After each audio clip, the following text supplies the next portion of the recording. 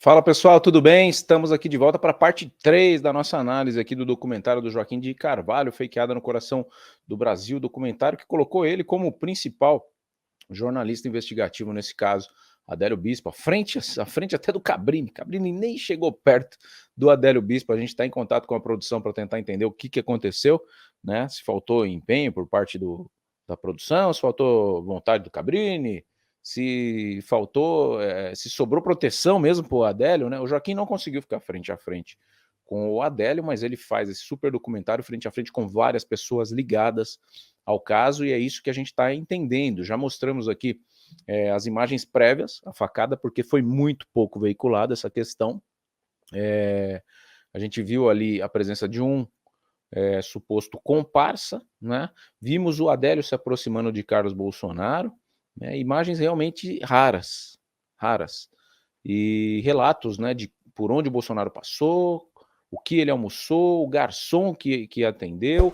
Então é muito legal a gente dissecar esse caso mediante ao interesse que vocês demonstraram por esse tema aqui no nosso canal, e a gente está aí correndo atrás de tudo, né, para saber se realmente a gente consegue ter uma resposta definitiva desse caso.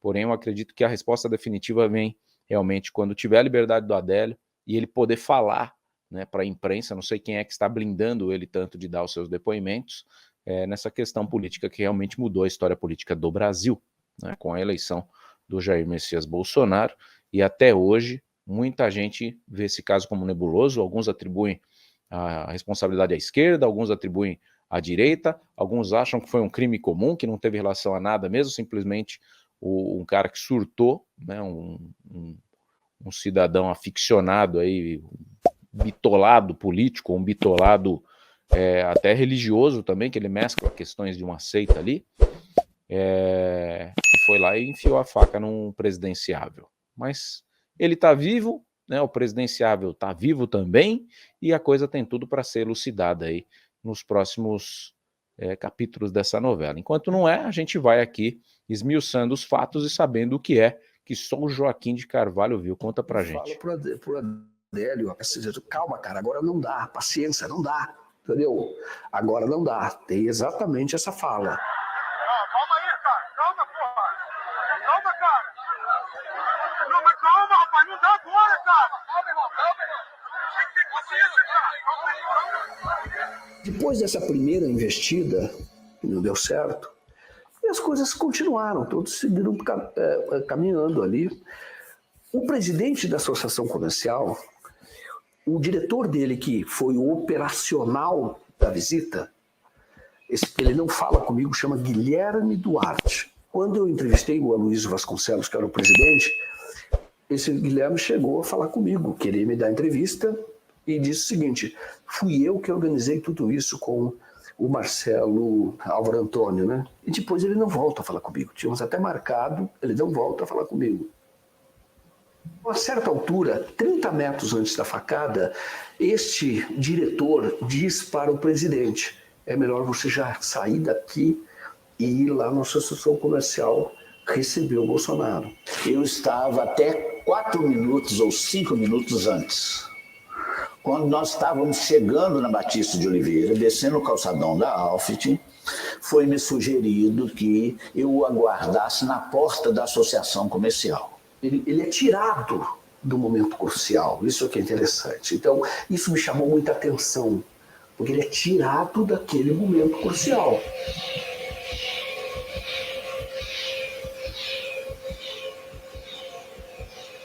Aí, 30 metros depois, então, que o Aloysio deixa o grupo, Bolsonaro, então, leva a ter o episódio da facada.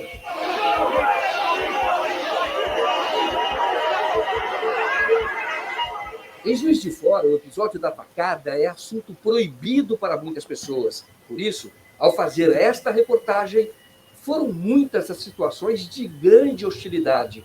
E uma pessoa chegou a chamar a polícia para nos prender.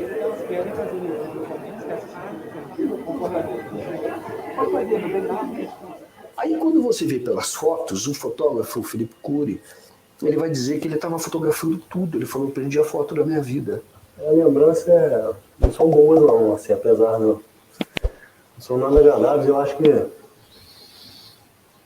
primeira coisa que fala em lembrança vem o sentimento, né? Que aflora e parece que é um acontecimento sem resposta, né? É um sentimento que fica no ar, eu não sei se é de... Eu não sei o que é, fica arrepiado, dá frio na barriga, é uma coisa muito forte. Eu acho que é até assim, uma decepção, de maneira geral. O que foi visto naquele dia foi tudo menos uma festa da democracia, uma democracia, um papel de sociedade, cidadão sendo exercido, sabe? A gente... Então traz uma lembrança...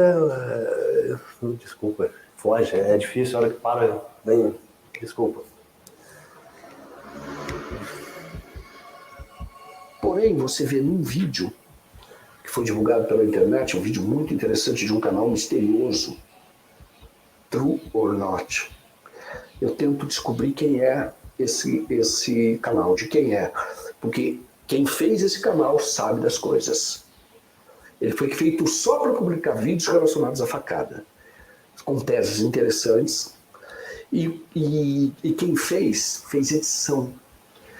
Tem um conjunto de imagens que talvez ninguém tenha. No momento exato da facada, eu não estava olhando, foi um momento que eu desviei meu olhar, alguma coisa me chamou a atenção, que foi desviado o meu olhar no momento exato da facada. Então, quando eu retorno o olhar, quando eu foco a ver de novo o Bolsonaro, já está na minha frente.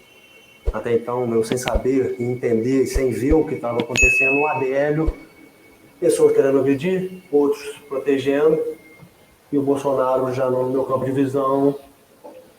A facada já tinha acontecido em frações segundos, uma virada de pescoço para trás, de cabeça para trás, o olhar em outra direção. Foi o momento exato da suposta facada ter sido deferida ao candidato. O fotógrafo, na hora da facada, um policial federal passa pelo fotógrafo e chama a atenção dele. E ele, então, que estava fotografando tudo, ele vira. O policial se aproxima do fotógrafo e faz com que o rapaz mude de lugar.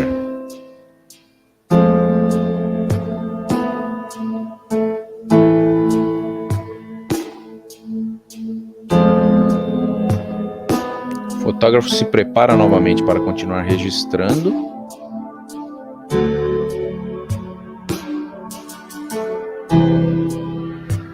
Mas outra pessoa chama a atenção do fotógrafo no exato momento do ataque.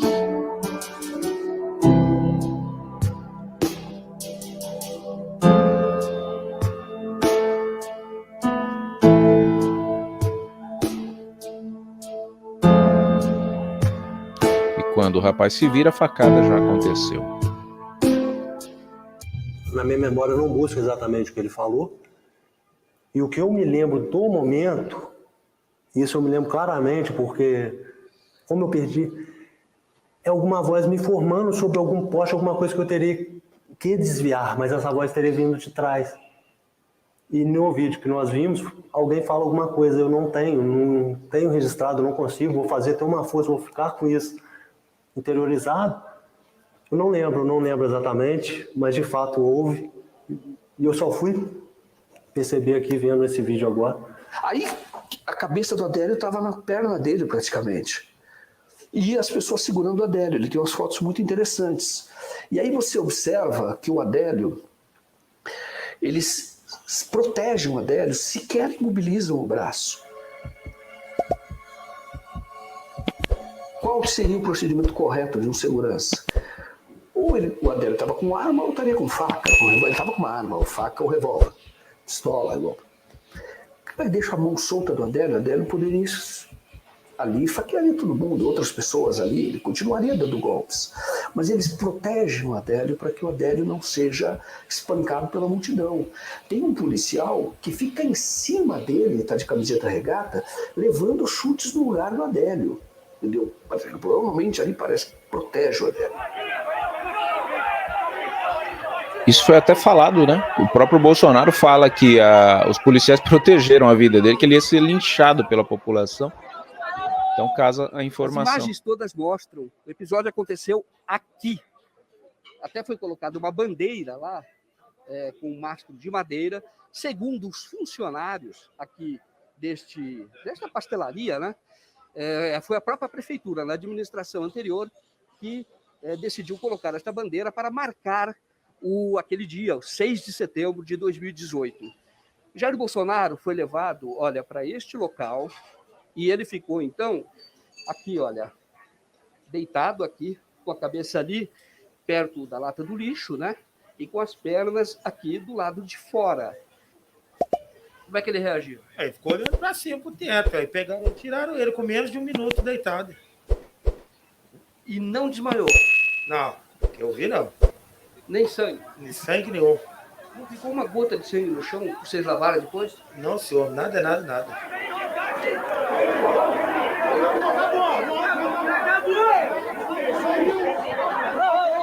Um carro, né, que era da comitiva, veio e muito rapidamente levou Jair Bolsonaro até a Santa Casa.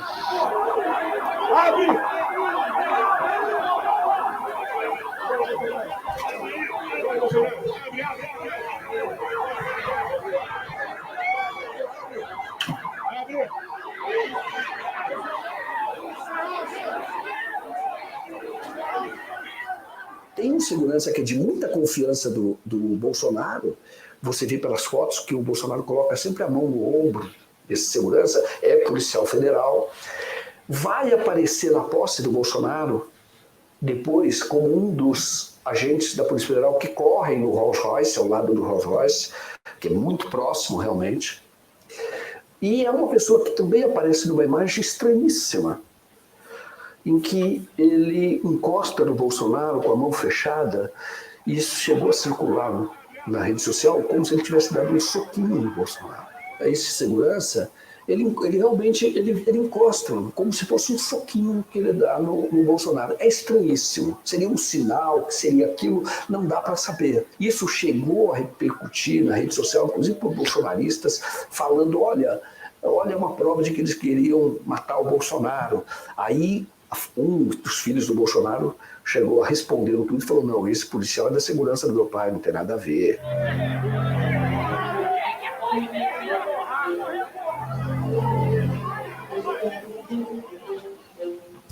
O Bolsonaro é levado dali até a Santa Casa. Na Santa Casa, uma pessoa que recebeu o Bolsonaro conta que o Bolsonaro chegou desmaiado com a língua de fora. Poderia ser uma reação à anestesia. Uma hipótese que a Polícia Federal não investigou é de um atentado organizado por eles próprios, para gerar o fato político. Para um pouquinho aí, vamos lá. Olha, primeiro eu esqueci de falar no episódio anterior. Quando dizem ali que o Adélio foi no mesmo clube de tiro do Carlos Bolsonaro, no mesmo dia, inclusive, não significa que eles estiveram juntos nesse clube de tiro. Isso é uma informação mentirosa, tá? Não existe foto do Adélio com o Carlos juntos. E, inclusive, a gente está falando muito de imagens do celular, mas eu quero saber de áudios, né? O WhatsApp em 2018 já estava ativo. Deveria ter áudios. Ou se não estivesse usando o WhatsApp, que não estava tão popular, SMS, tá? E-mails. Isso que eu queria saber do Adélio. Fotos dos lugares onde ele foi, tá bom. Beleza, ele mapeou. Agora as conversas, os e-mails é o que vai cravar contato com Carlos Bolsonaro, com defesa, com segurança do Bolsonaro. Se é isso que está querendo atribuir, tem que aparecer essas conversas, né? Se tem aí o celular do Adélio apreendido agora, para mim isso é uma informação que eu não tinha, né? Ninguém nunca falava desse celular, e aí no documentário brilhantemente está falando que tiveram acesso a vídeos, inclusive, desse celular. Então, a questão do Carlos, não estiveram juntos, tá? A questão do sangue, a gente trouxe aqui um vídeo, né, do canal Alô Ciência, se eu não me engano, que explica direitinho a questão do não sangramento, tá? É uma faca fina, né, entrou no movimento, parece que lateral, e a própria pele, né, por ser muito fina, ela entrou e saiu, a própria pele faz um fechamento ali com as plaquetas e impede que esse sangue vaze. Porém, o sangue foi todo para dentro, né? Pelo que médicos dizem, pelo que os próprios seguranças que acompanharam, o Max que estava junto com o Bolsonaro. Segundo ele, disse que o lábio começou a esbranquiçar, o pé começou a gelar, né, os extremos do corpo começou a realmente se desligarem, e se não fosse por questão de estar o médico certo no lugar certo quando foi levado, Bolsonaro teria morrido. Então, não tem como falar que era uma suposta facada, gente. Não tem como falar que realmente não teve o sangramento porque a facada foi de mentira, né? Ninguém consegue fajutar esse tipo de situação aí. Então, essa é a minha opinião pessoal, tá? Tirou meio metro do intestino. Então, planejar um ato coordenado com o soquinho de um segurança falando, ó, tudo bem. Cara, tinha uma multidão ali, como que você vai saber que é um segurança que você... Haja arte cênica no sangue para poder arquitetar uma situação dessa, né? Então, realmente a facada houve, agora vamos investigar as motivações, né, o que o Adélio queria, se tinha alguém que mandou ou não, acho que é esse o ponto, e não ficar discutindo se tomou ou não a facada. Eu acho que isso aí é um ponto passivo, que já todo mundo já entendeu que teve sim a facada, né? Mas vamos em frente, vamos lá, vamos seguir analisando. Só lembrar que Juiz de Fora tem um prefeito que se elegeu depois que recebeu uma pedrada na cabeça muito violenta, e essa pedrada virou a eleição e ele acabou ganhando. Só um registro que precisa ser feito. Tudo fake isso aí, esse monte de médico aí? Profissionais da Santa Tudo combinado. Casa, falando em off, asseguram que naquele 6 de setembro, Bolsonaro chegou aqui com um ferimento grave no abdômen. Eu tentei falar com o presidente da Santa Casa, Renato Loures, mas na hora H ele desistiu. Sua assessoria disse que foi por razões jurídicas, já que ele não poderia falar sobre o prontuário de Jair Bolsonaro. Ali, então, os médicos o operam. Aí houve uma discussão muito séria, que ninguém sabe como surgiu. O Hospital Sírio-Libanês é chamado por alguém. E, então, chega até lá, vai até Juiz de Fora, e então começa aquele discurso entre os bolsonaristas, a partir da própria campanha do Bolsonaro, dizendo que o Sírio era comunista. E Sírio-Libanês comunista, que era comunista e que não podia atender o Bolsonaro. Então, se decide que ele vá para o Einstein, e efetivamente ele foi para o Einstein. Bom, o pessoal do Sírio-Libanês estava lá, mas eu como conselheiro aqui do hospital, e com o Dr. Macedo, com tudo sabendo da qualidade do nosso hospital, falei, não, nós temos que trazer nosso presidente para cá. E aí, então eu liguei para o Eduardo, funcionário, o filho dele, estava de carro indo para lá, falei com ele, falou, velho, pode ficar sossegado, ele vai para o Einstein. Eu falei, mas a mídia toda está falando que vai para o Sírio. Esquece, deixa falar, vai vir para cá. O Sírio é excelente, o hospital também, mas aqui nós estamos em casa, tá certo? E a chave para entender este caso está no Einstein, que o Einstein se recusou a entregar o prontuário de Jair Bolsonaro para a Polícia Federal. Entregou um documento muito simples, um breve relato, que nem é assinado pelo médico que fez a cirurgia em Jair Bolsonaro, que é um oncologista, especialista no tratamento de câncer, que é o Antônio Macedo. Isto reforça a narrativa de que ele já tinha uma doença e de que efetivamente a operação no dia seguinte foi uma operação para extrair, e efetivamente extraiu um pedaço do intestino. Os médicos, então, retiraram 10 centímetros do intestino grosso e realizaram uma colostomia. E é importante agora também registrar que o Macedo e o Einstein tiveram algum desentendimento. O Einstein, no início... Tá, deixa eu só fazer um ponto aqui, peraí. Deixa eu ver se eu entendi. Então, pelo que sugere o documentário, ele já tinha uma doença pré-existente, e por isso até o nome, né, uma fakeada, e aí teria simulado a facada ali naquela situação, não tomou facada alguma, certo? Vamos pontuar.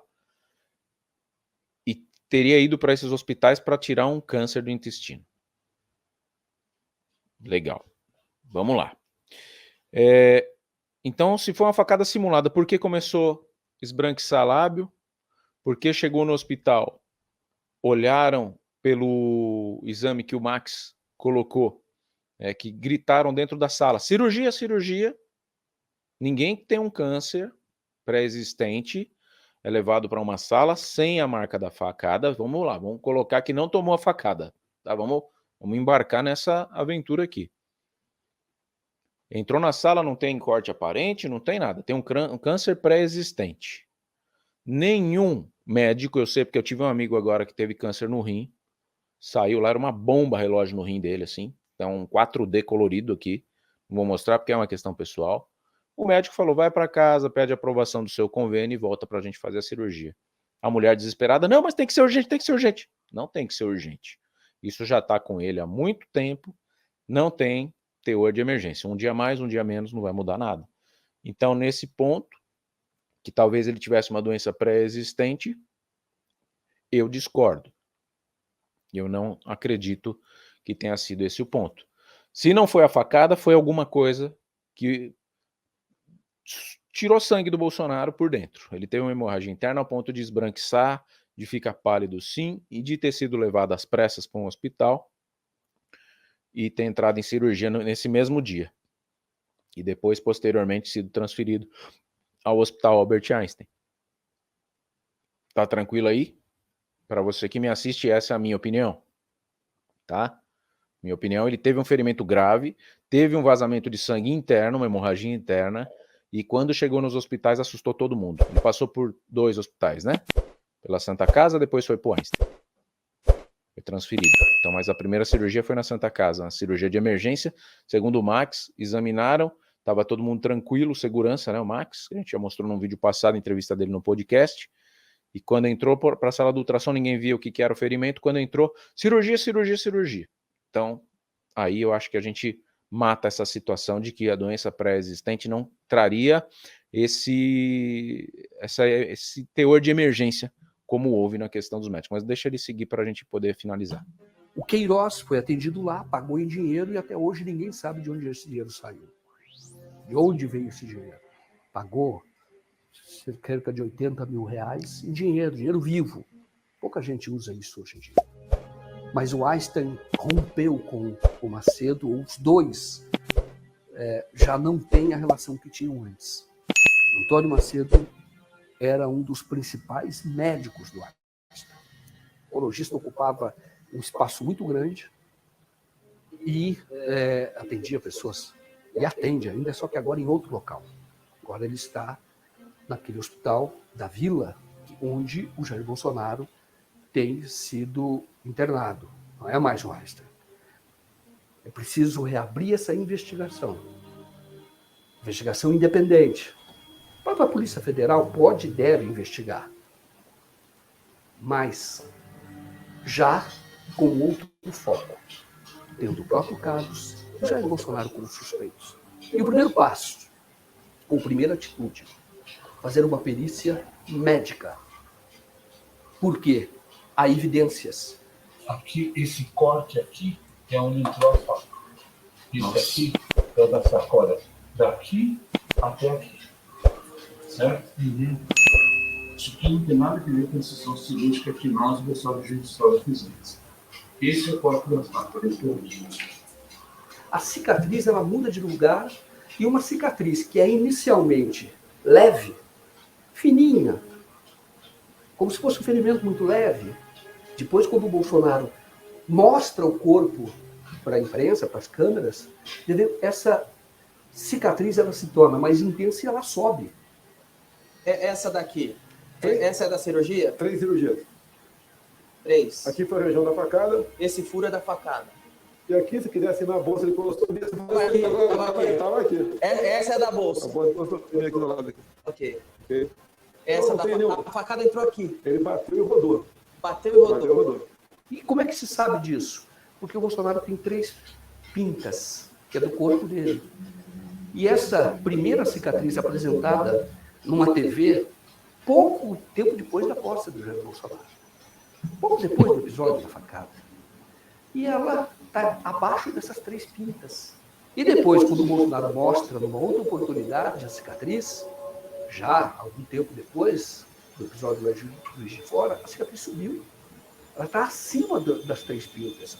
Isso é impossível. Eu ouvi, inclusive, um médico sobre isso. E o médico até deu uma declaração, que é o Marcos Caseiro, que levantou essa hipótese do autoatentado, isso antes de nós iniciarmos esse projeto, e ele mesmo disse que aquilo era bastante estranho. Inclusive, a cicatriz não parecia ser de um ferimento grave, como foi descrito naquele período. Vamos parar por aqui. Já era esperado que a gente ia ter algumas surpresas aqui, né? Isso é tocante. Tem que ver a veracidade daquela primeira imagem ali, né? Do vídeo com o médico. Tem que entender. A qualidade estava bem ruim. Ali no de noite, eu fui no de noite. Né? Sei que ali não teria como manipular. É um programa gravado, mas é um programa gravado como se fosse ao vivo. E não teria como o Danilo não perceber que era uma maquiagem, alguma coisa.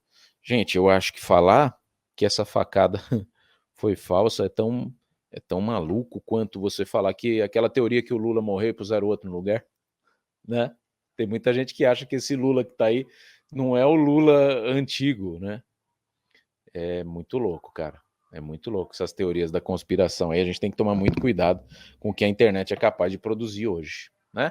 Mas você segue comigo, deixa aqui seus comentários, estou lendo todos vocês, tá? Mó barato. Se inscreva no canal, taca aí o dedo no seu joião e vamos seguir em frente. Logo mais tem o capítulo 4.